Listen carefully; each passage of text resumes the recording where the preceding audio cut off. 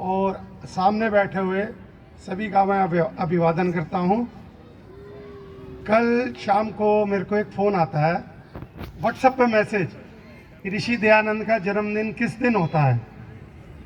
तो मैंने लिखा 12 फरवरी, लेकिन ये विवादित है। तो उन्होंने कहा जी पता करके बताओ। तो पहला फ़ोन किया डॉक्टर महेश विद्यालंकार जी को। उन्होंने कहा भाई ज्वलंत जी से बात करो, यहाँ गुरुकुल गौतम नगर में स्वामी परमानंद जी से बात करो। स्वामी परमानंद जी की उन्होंने भी कहा भाई विवादित है, ज्वलंत जी बताएंगे। और फिर ज्वलंत जी को फ़ोन किया। ज्वलंत जी ने जो बातें बताई वो बात सुनकर आप आधे लोग तो उसको मानोगे नहीं, लेकिन मानोगे तो हैरान हो जाओगे। उन्होंने मेरे को तिथि बताई और ये बताया जब 100 साल का प्रोग्राम हुआ था तो वो मथुरा में मनाया गया था। उसमें डीएवी के संस्थापक महात्मा हंसराज जी, स्वामी श्रद्धानंद जी और एक नाम और लिखवाया हो, मेरे पास नोट है, नारायण स्वामी जी, ये सभी उस कार्यक्रम में मौजूद थे। और उस कार्यक्रम में कितने लोग थे? 3 लाख।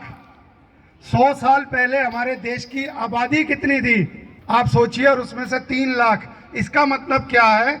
इस देश के 90% लोग आर्य थे।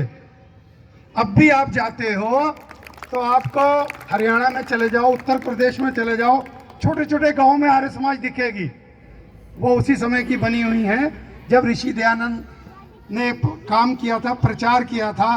तो उन्होंने मुझे लिखा भाई मैं कि जन्मदिन मनाना चाहता हूँ हर साल बहुत अच्छे स्तर पर, तो मेरे को इसकी सही तिथि पता करके बताओ।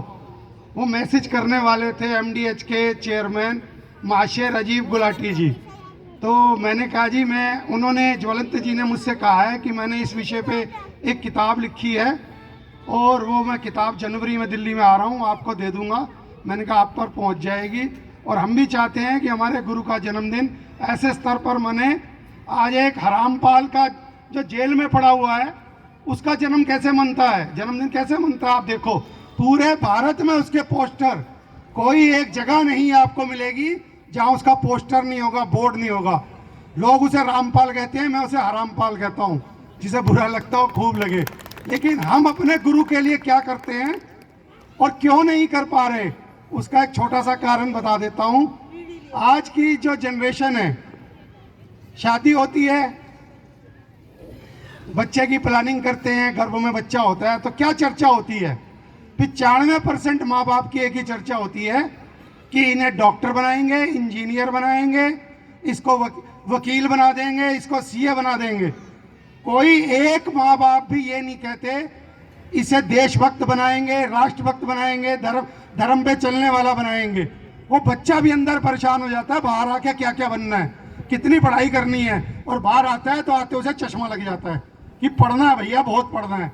तो इसीलिए आज हम पिछड़े हुए हैं। जब तक ये माएँ ये नहीं सोचेंगे, पिता ये नहीं सोचेंगे कि अपने बच्चों को क्या बनाना है, तब तक हमारा हम लोग ऐसे ही पिछड़ते रहेंगे। और इससे लंबा क्या बोलूं। धन्यवाद। 2 मिनट मिले थे, 4 ले लिए होंगे।